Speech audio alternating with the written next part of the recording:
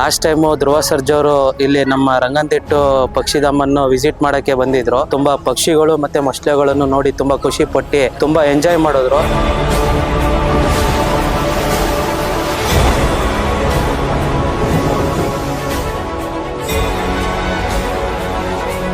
ರಂಗನತಿಟ್ಟು ಒಂದು ಸಿಬ್ಬಂದಿಗಳಿಗೆ ಏನನ್ನ ಕೊಡಿಸ್ಬೋದು ಅದನ್ನ ಕೊಡಿಸಿ ಅವರಿಗೆ ಅನುಕೂಲ ಆಗುವಂತದ್ದಂತ ಒಂದು ಕೋರಿಕೆನ ಕೊಟ್ಟಿದ್ದು. ನುಡಿದಂತೆ ನಮ್ಮ ರಂಗನತಿಟ್ಟು ಪಕ್ಷಿಧಾಮದ ಎಲ್ಲ ಸಿಬ್ಬಂದಿಗಳಿಗೆ ಬ್ಯಾಗು, ಜರ್ಕಿನ್ನು, ವಾಟರ್ ಬಾಟಲ್ಸ್ ಮತ್ತೆ ಶೂಗಳನ್ನ ಕೊಟ್ಟು ದೊಡ್ಡತನವನ್ನ ಮೆರೆದಿದ್ದಾರೆ.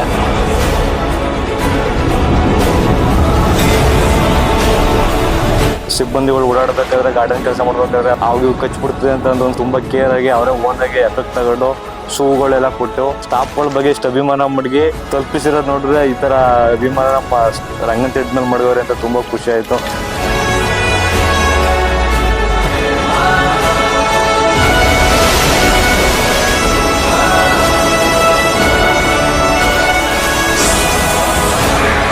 ಆಂಜನೇಯ ಸ್ವಾಮಿ ಭಕ್ತರು ನಮ್ಗೆಲ್ಲ ಸಹಾಯ ಮಾಡಿದ್ದಾರೆ. ಮುಂದಿನ ದಿನಗಳಲ್ಲಿ ಇನ್ನೂ ಹೆಚ್ಚಾಗಿ ಬಲ್ತಿ ಇದಾಗಿ ದೊಡ್ಡ ಮರವಾಗಿ ಎಲ್ಕ ನೆರಳು ಕೊಡುವಂತ ಮನುಷ್ಯ ವ್ಯಕ್ತಿ ಆಗ್ಲಿ.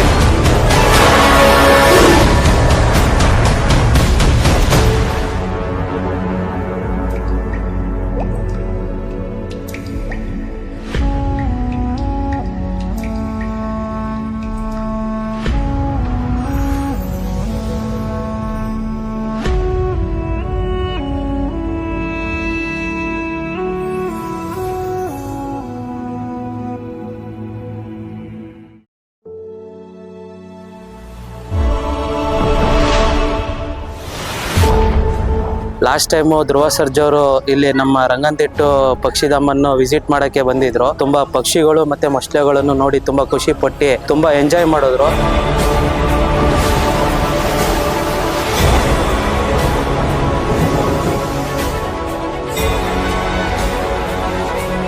ರಂಗನತಿಟ್ಟು ಒಂದು ಸಿಬ್ಬಂದಿಗಳಿಗೆ ಏನನ್ನ ಕೊಡಿಸ್ಬೋದು ಅದನ್ನ ಕೊಡಿಸಿ ಅವರಿಗೆ ಅನುಕೂಲ ಆಗುವಂತದ್ದಂತ ಒಂದು ಕೋರಿಕೆನ ಕೊಟ್ಟಿದ್ದು. ನುಡಿದಂತೆ ನಮ್ಮ ರಂಗನತಿಟ್ಟು ಪಕ್ಷಿಧಾಮದ ಎಲ್ಲ ಸಿಬ್ಬಂದಿಗಳಿಗೆ ಬ್ಯಾಗು, ಜರ್ಕಿನ್ನು, ವಾಟರ್ ಬಾಟಲ್ಸ್ ಮತ್ತೆ ಶೂಗಳನ್ನ ಕೊಟ್ಟು ದೊಡ್ಡತನವನ್ನ ಮೆರೆದಿದ್ದಾರೆ.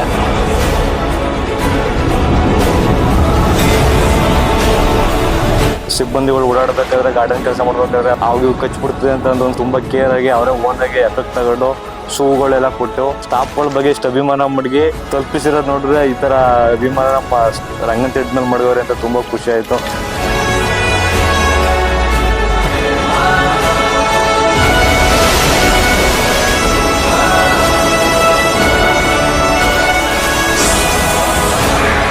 ಆಂಜನೇಯ ಸ್ವಾಮಿ ಭಕ್ತರು ನಮ್ಗೆಲ್ಲ ಸಹಾಯ ಮಾಡಿದ್ದಾರೆ. ಮುಂದಿನ ದಿನಗಳಲ್ಲಿ ಇನ್ನೂ ಹೆಚ್ಚಾಗಿ ಬಲ್ತಿ ಇದಾಗಿ ದೊಡ್ಡ ಮರವಾಗಿ ಎಲ್ಕ ನೆರಳು ಕೊಡುವಂತ ಮನುಷ್ಯ ವ್ಯಕ್ತಿ ಆಗ್ಲಿ.